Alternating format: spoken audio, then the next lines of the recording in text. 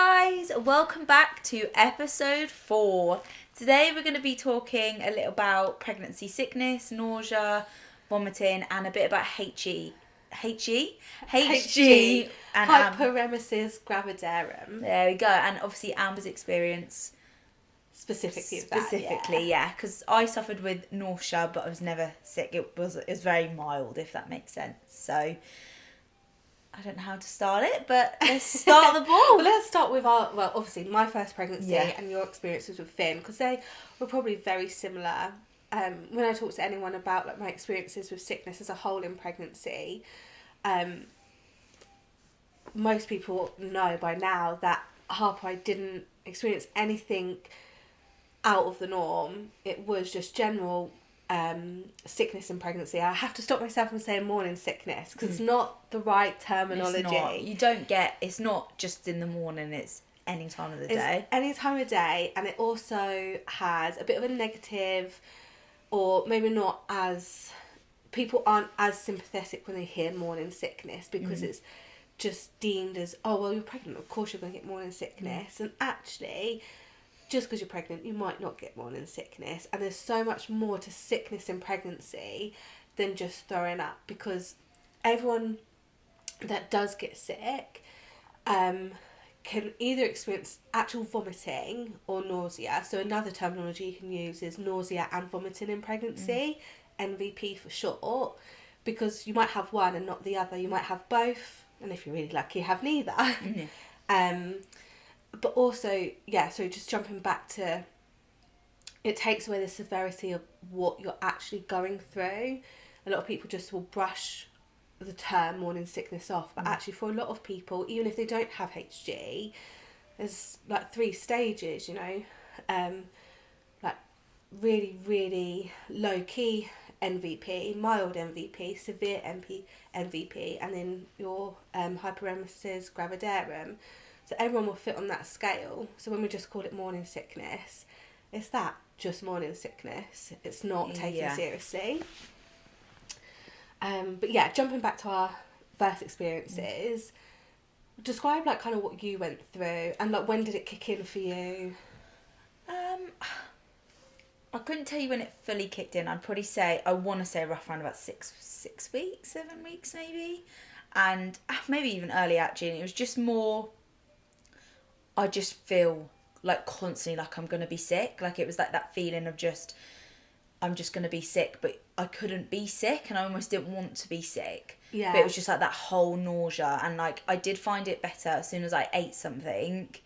It did help with the symptoms, so I almost just had to keep eating little and often. Yeah. But as soon as I started like almost starving myself a little bit, it was... Like going, when you say starving, do you mean like going like a normal day where you might not eat for 3 or 4 hours? A normal day, like having breakfast, lunch and dinner. I'd have to have like breakfast and then something else like in an hour or so. Like it was like my body just had to keep eating something, and I definitely found that helped. But it was just the feeling of nauseousness like quite often. Yeah. Like, and that, I think that just wasn't fun because I just felt sick all the time. But how long did it last for?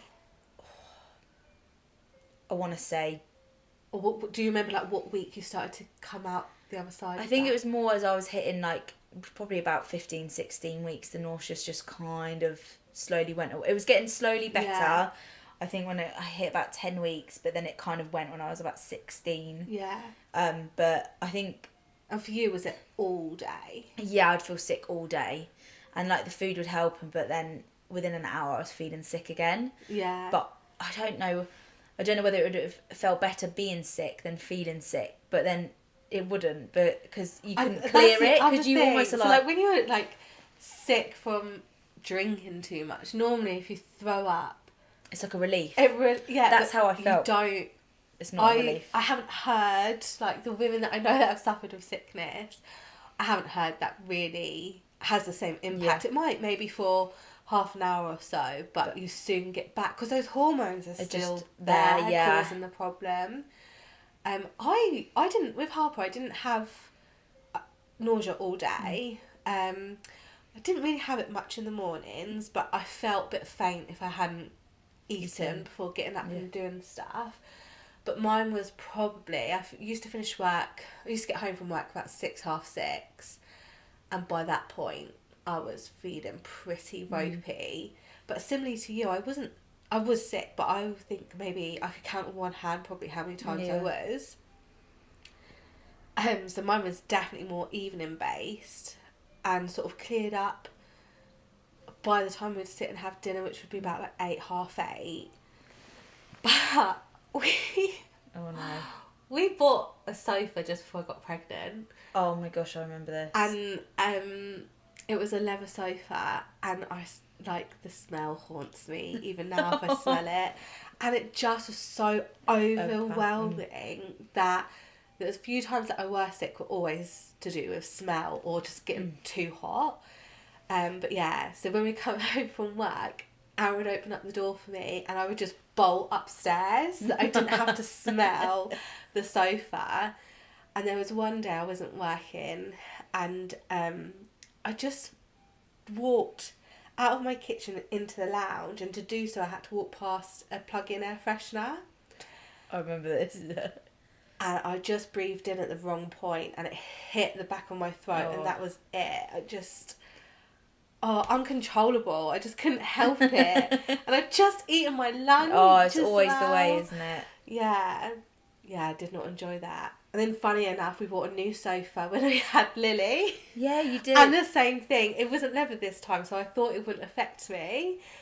But it's that new stank. Yeah. It was just like that chemical, new furniture smell. Oh, I just couldn't go in the lounge. Honestly, I remember we came over and you were just sat in the corner like this the whole time. Yeah. We're like, you alright? You're like... Face covered. Yeah, I'm alright, thank you. Honestly. But it's like, I didn't find that smells or anything like that triggered it. It was just like I felt empty and sick. Like, that's how it was. But, I did have to have toast with cream cheese and Marmite on most mornings and then a bowl of cereal about an hour later. Was there anything that you were like, no, I cannot eat that? I definitely went through phases of not wanting... Like, at the beginning, I wanted pickles so badly. So I bought 3 big jars of pickles so I was never going to run out.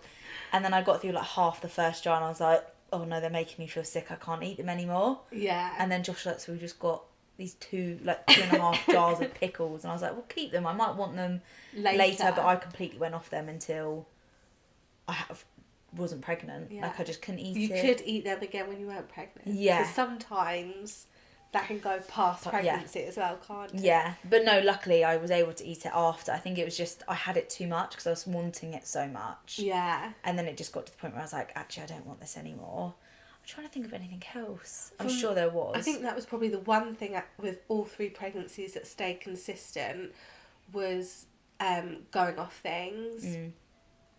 So I just got complete drink avoidances with all 3 and then random food ones throughout. But yeah, like all 3 pregnancies I've really struggled with water. Wasn't too bad with half because I could still have juice and like Ribena and fizzy and everything. Until someone told me that their family member couldn't have hot drinks when they were pregnant, or they couldn't have hot drinks when they were pregnant, and then it was like, bam. Yeah. I couldn't have a hot drink for the rest of the pregnancy. I felt like that. My stomach. It was literally someone said to me like, how are you finding with the hot drinks? And I was like, oh yeah, I've been alright with them. And then the next day I was like, oh, can't have a hot drink. It was within 24 hours. I was like, oh my gosh. And then I went to like iced coffees, and then the milk would make me feel sick. Yeah. So then I wouldn't have that because I felt sick after it. So I just stopped drinking. And I'm a coffee drinker. So it was painful not having a coffee. But then towards the 3rd trimester, I was liking coffee again. Yeah. So I was like, thank God that passed. But I remember I was like, I'm just going to have a nice coffee, and it was all right. I had that for a few days, and then all of a sudden I was like, I can't even have this now. The milk is it was like thick, and it just wasn't doing my stomach any good. But yeah, I guess that is one, hot drinks. But as soon as someone said like, how are you finding the hot drinks? That probably was me. Probably. From my experience. And then I was like, oh yeah, no, I can't touch them anymore. Yeah. Which was really sad because I really missed my morning coffees. But sorry. It's all good. But it passed, so... Yeah. And now I'm trying to make the most of it until the next baby in case it happens again. Yeah. And all that hot drink and caffeine, like, give it to me. To the point where you've been told not to have it anymore. Yeah, literally. I have been told. Because I was having 3 coffees a day, a Pepsi Max, maybe 1 or 2 Pepsi Max, and I literally had eye twitches. Like, it was like, if you can see on the camera, like, I was literally both, it would be one eye and then the next day it'd be the other, and they're like, yeah, I really think you should slow down on the caffeine. I was like, I don't feel like I'm having that much caffeine. But it's probably like when I almost went a bit cold turkey when I was pregnant because I was so scared about having caffeine. Which you can have caffeine. Up to 200 milligrams. Exactly, but I was just so scared about having it, so I went fully cold turkey. So, and then all of a sudden it was like, as soon as I knew I could have caffeine again, I was like, give me the caffeine now! But yeah, so I'm just making the most of having the caffeine until I have to do it all again. And have to almost go cold turkey again a little bit. Maybe wean yourself down so when you are pregnant, you know, it's not a drastic. Yeah, I'll be like, I can't. Like that first trimester when you're so tired and then all you would need is a coffee, but you can't because you've already had 2. Yeah. I think hopefully I'm not going to feel sick with hot drinks again. I really hope not. Yeah. Well, I didn't this time. Yeah, that is true. Well, I did, but now I'm not. Yeah, now you're... Whereas with the other girls in the last half of my pregnancy, it was no. Yeah. But yeah, with Harper, I think I started feeling fine. It took me about 18 weeks to start feeling better with the symptoms I was getting in the evenings, and that it did go quite quickly. Oh, sorry. Bit of heartburn. It feels like it. It's like trapped in my chest. And then then my experience with Lily, at the time, I was in complete denial that it was HG, but now, with my 3rd pregnancy going through it again, I'm like, why was I so hard on myself? Yeah. It definitely was, and I think it's just because I don't think you hear about HG or Hyperemesis Gravidarum until you know someone or you've been through it yourself. And even when you know someone, it's so hard to get a grasp and understanding of like what it actually is, because it goes beyond just being sick and just being nauseous. It's actually debilitating. It changes your... Oh my god, I didn't think I'd cry, but already I feel a bit emotional.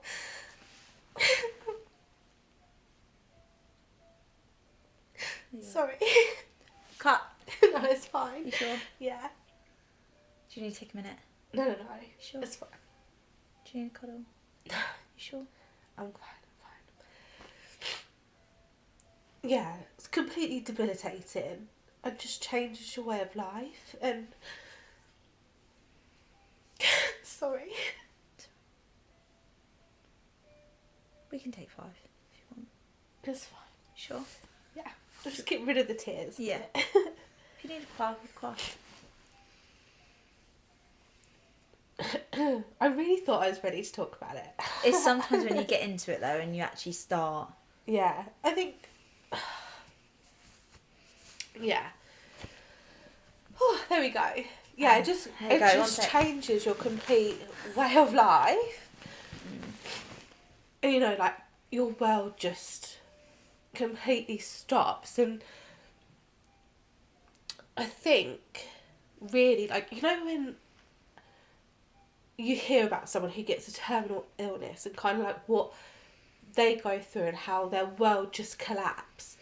The same thing happens, but no one in your circle, no one in your world understands it. So I don't want to compare it, and I don't want to take away anything from what cancer sufferers go through, because that is terrible, and you know, I would never want anyone to experience that. But if someone tells you they've got cancer, everyone knows how to kind of give that person sympathy and rallies around, and you know, because it's horrible.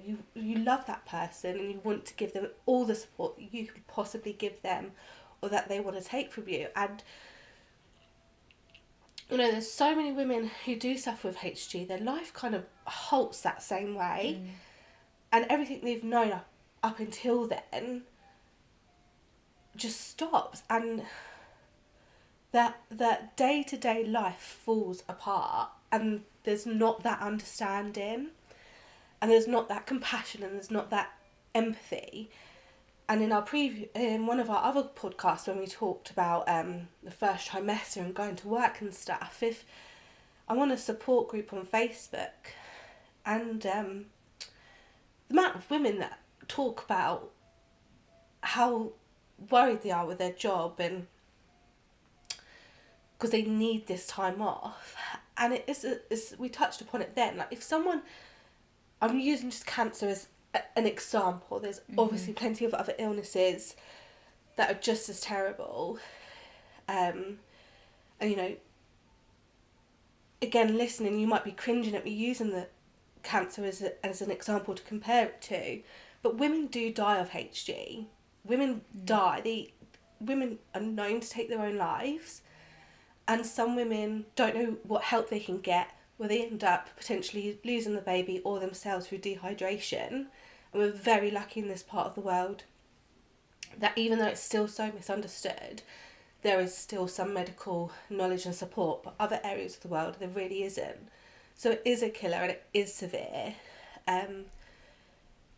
If you have cancer and you'll tell your employer you need time off to take chemo, they give you that time off without even questioning it.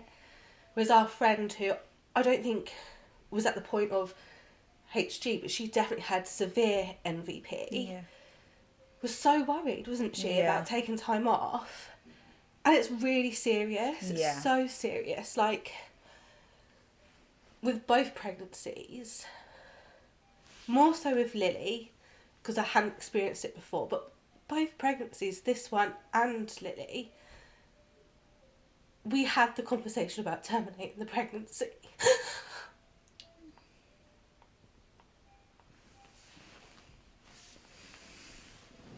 And you just get to the point you can't cope anymore.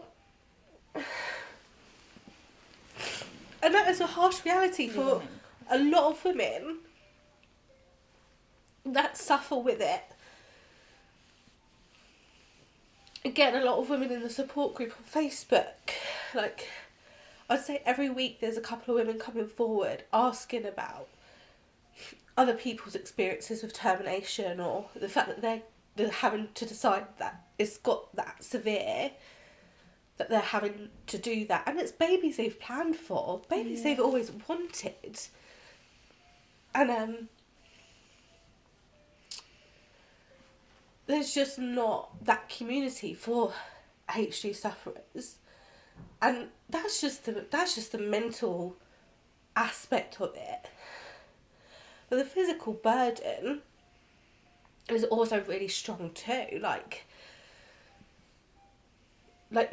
physically not being able to eat or drink, or if you do, it comes back out straight away. So you're living with extreme exhaustion and dehydration, and a lot of women have the unfortunate experience of when they go to seek medical help, it is just not there. So with Lily, when I had it, I knew of HG because I had a family member who had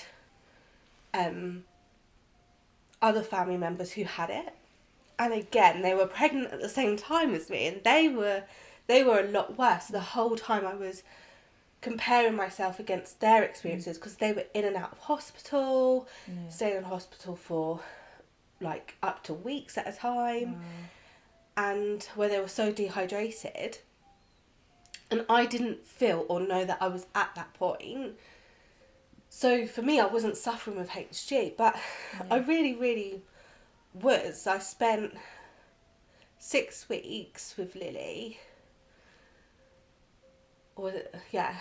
I think 4 weeks completely like bedbound in the afternoon, so I would be able to get Harper to her classes in the morning, And then I would come home, I would collapse on the kitchen floor as she ate her lunch, put her down to bed, and then I was in bed the rest of the day.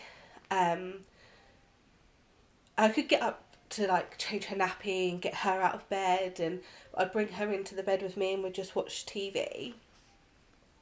And I wasn't actually that sick either. So at that point, the only knowledge I had of HG was women being severely sick. And I wasn't. I could count on one hand probably how many times I was actually sick. And I didn't understand that nausea played a massive part in the diagnosis of HG. And I must say, both times I actually haven't been professionally diagnosed, but you do not need to. You can easily self-diagnose because the criteria is literally having extreme nausea and or vomiting before you're 16 weeks pregnant, and it being taking a massive impact on your daily life. So I know that I definitely had that with Lily, but again at the time I just was convinced myself I didn't. So I didn't actually seek any help really. I did go to the doctors to get anti-sickness medication, and I was prescribed one batch, and it just didn't work. It just made me feel awful. And I didn't know that I could go back and ask to try different medications or even combining different types. And there's everyone's different, so there's lots of different ways that they can give you the anti-sickness. And I was so dehydrated that I look back on it, and there was one day I went 24 hours without drinking anything, and it's like I just didn't go to hospital, and I don't know why I didn't. Yeah. And I think it's because there's nowhere you can turn unless someone specifically it's just not common. It's just not known about. Part of it might be because they believe only 3% of women who have sickness in pregnancy end up having HG. But that's because the numbers are probably a lot higher. Yeah. I would believe that the numbers are a lot higher where the society doesn't know what it is. How are women meant to go and get the help and get the diagnosis? Or women who know they had it but still don't have the diagnosis for that numbers to go into that percentage. So yeah, my experience with Lily I completely brushed off, and it's just a kind of like a black void in my memory of being pregnant. There was like standout moments, like when we talked about terminating the pregnancy, when I'd gone the 24 hours, and the fact that I was only drinking orange juice and milk. That's all I can really remember. It's like my brain's just shut it away and doesn't want to think about it. And the extremeness of that lasted, again, to about 18 weeks, was when 18 weeks I started to feel better. But the extreme side of the sickness and nausea didn't go until about 24, 26 weeks. And then after then my life got somewhat back together, and it was really just about avoiding triggers. But it was very manageable, and I could enjoy the last half of my pregnancy. And then this time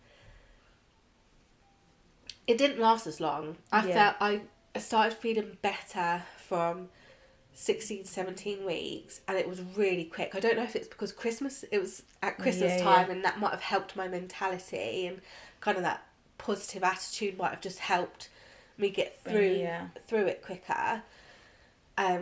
So I'm like relieved in that way that it didn't drag on until 26 weeks, because I think by 22 weeks I was living somewhat normal life again. But even now, I'm 31 weeks at the time of recording this, and I still have to be careful what I eat in the mornings, and I can only drink tea, decaf coffee, any fizzy cola. If I try like lemonade, so I can't just drink any fizzy drink. It has to be certain. It has to be certain ones. I can drink Rios.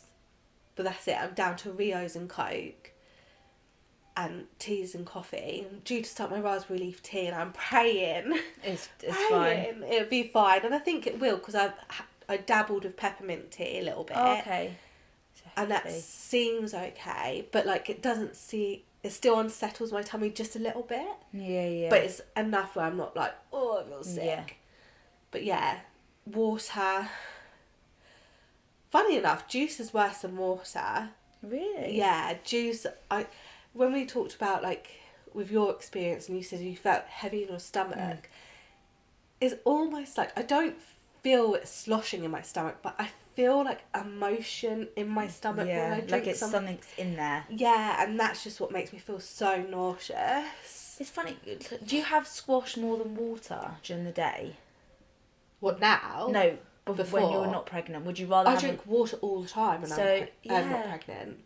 So you would think, like, you'd almost think that squash would be better because you have water. And it's a bit thicker. Yeah. And because I drank so much, because with Lily, I could drink water at the end, but like, if I was really I had to force myself to drink it. But I could drink loads of juice, so I thought I would just get back to that. So I tried, and I was like, no.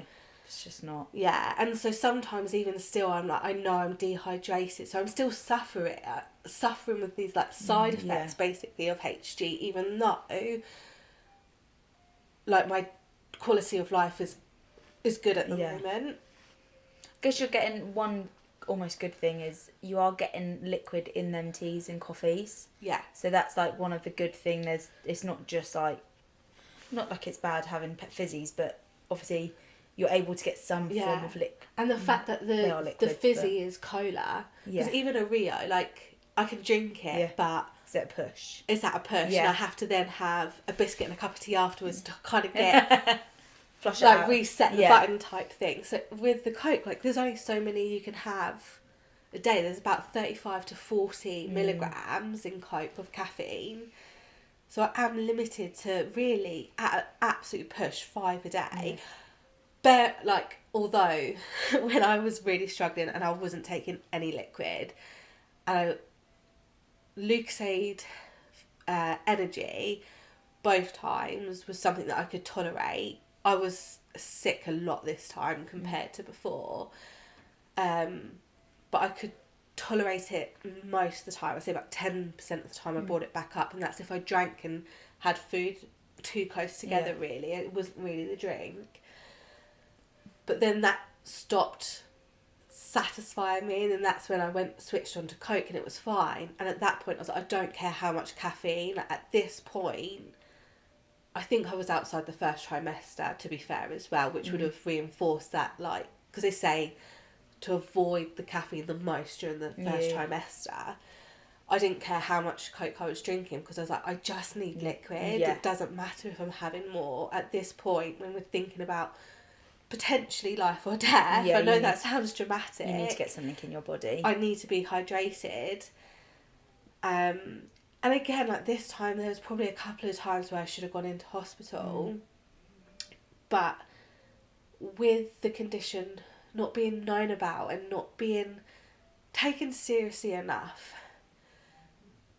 do I go into hospital, spend hours, God knows, because you don't get seen straight away necessarily. Not all hospitals you can go in and be seen straight away. Spend God knows how long in A&E without seeing anyone, so not being able to lie down, because for me, as soon as I went anything but laying down, I was sick. So then I'm going to be constantly sick whilst I'm at hospital waiting to be seen. And I might be seen within half an hour, I might be seen within 6 hours. Yeah, exactly. And if it's the 6 hours, do I really want to be thrown up for that long when I'm already dehydrated, and then not being able to be in my home comfort? So it was almost just putting up with the worst out of the two. I do think, though, with this third pregnancy, if I had gone 24 hours, I would have pushed myself into hospital. That would have been a no-go. But there definitely needs to be more that you can do. Like, I don't know, because at both times I've not really sought much medical help, because, quite frankly, my doctors at both times have been useless with it. I don't know if you can get an IV drip at the doctor's or anything like that. But like there should be that support in place where you can go somewhere that's not A&E, because that it isn't feasible for the majority of women. No, there should be, because of how serious it can be, it needs to be spoken about more, and there needs to be measures in place to help women. Yeah. Because I know a family member who, I'm pretty sure it was HG, and they had to go into hospital quite a bit and get on fluids because they just was not getting anything down them. But I don't know how easy it was to get in. I don't know if she was there for a while. Some hospitals are really good, and once you've been in, they normally so I've seen some really positive times of when people have been able to call their early pregnancy unit beforehand and go in and be seen almost straight away. But that's just one particular hospital. And then if you have been in and you've like pushed to go under consultancy care, again, you're having to really push and really self-advocate for this when you're at your most worst. It should be like the opposite. That should be they should be offering this to you. They should be giving you. And also, I've heard really success stories of women that have done plans with their GP before getting pregnant. But there's one key thing in all of this, that it's that medical professional that they've been in contact with has experienced it or has had close. So they know where to push it. So that medical professional is actually sympathetic and empathetic towards them because they've seen it with their own eyes. Yeah. But I really do believe, like, the rest of the medical world doesn't care or understand. I think it should be more of a topic that's spoken about, because I think the more women that come out and speak about this, the more it's getting spoken about. Hopefully it's the more that people start listening to it and actually realise it's not just the morning, and I'm going to do it in brackets if you can see me, the morning sickness, because like, even for me, knowing I knew HG, but I didn't know like full extent of everything, and then I'd say like, oh, Amber's just not, she's just really struggling at the moment, like she's not going through the best time she's got HG, and they're like, what is that? It's just morning sick.